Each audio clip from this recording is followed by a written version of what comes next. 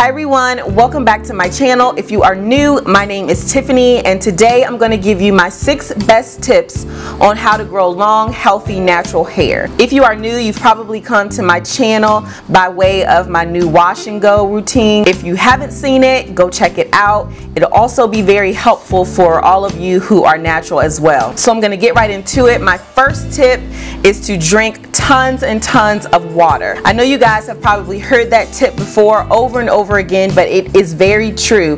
I drink up to a gallon of water a day. I've kind of been slacking a little bit, but I plan to get back on to my regimen of drinking a gallon a day. I did notice that my hair was fuller and a lot healthier, and not to mention my skin was very clear when I drink water. So drinking a lot of water is healthy for your body all around, and that can contribute to hair growth as well. My second tip for you all is low manipulation hairstyles or protective styles. So when I say low manipulation, I mean leaving your hair alone enough to let it grow. So for me, my best low manipulation hairstyle is my wash and go, because it lasts me for about 5 to 6 days. I don't have to do a lot of tugging or pulling at my hair. I don't have to use heat. So low manipulation hairstyles can help you with retention. Also, protective styles. The hairstyle that I'm wearing today is a protective hairstyle because it didn't require any heat of any kind. And also my ends are tucked away. They're not exposed to any tugging or pulling. I know sometimes when I carry my purse on my shoulder and my hair is down, it can tug a little bit at my hair strands. Also, dresses with zippers in the back can tug a little bit at your hair strands and pull those out.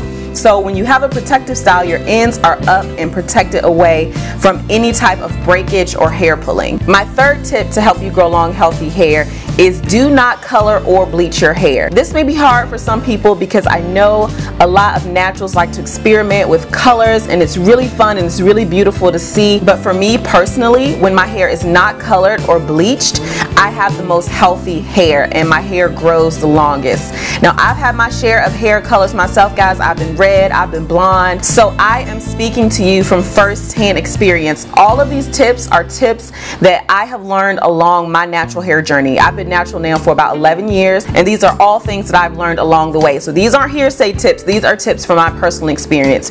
That being said, my personal experience with color has never been good. Some naturals can color their hair, go red, blonde, blue, and they have no breakage. I am not that sort of natural. I find that my hair is best when it is its natural color, and I also find that my hair is a little bit better with heat. So some naturals experience heat damage.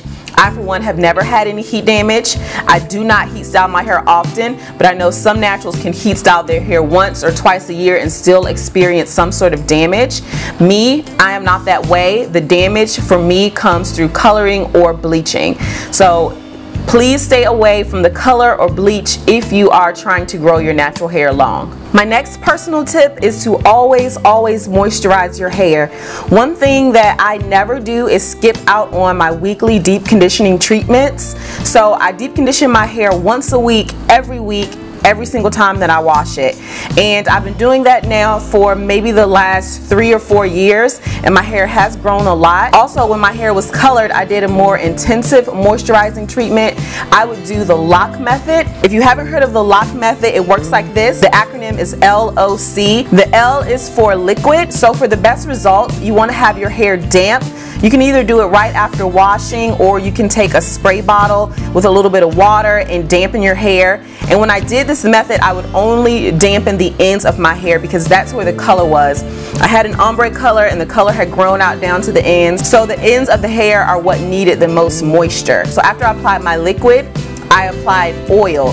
So I would take a very light oil so it wouldn't weigh my hair down. Some of my favorites were coconut oil or safflower oil. Whatever you can find or whatever you have handy should do the trick, as long as it's not too heavy, because you don't want it to weigh your hair down. And then for cream, I would apply some sort of creamy product, maybe a leave-in conditioner or some sort of butter or whipped type cream to seal in all of the moisture. So the oil helps to seal in all of the moisture, and the cream helps to close the cuticle, which locks in all of the moisture that you apply to your hair. And then for even more moisture, you can apply a plastic cap to your head and sleep in it.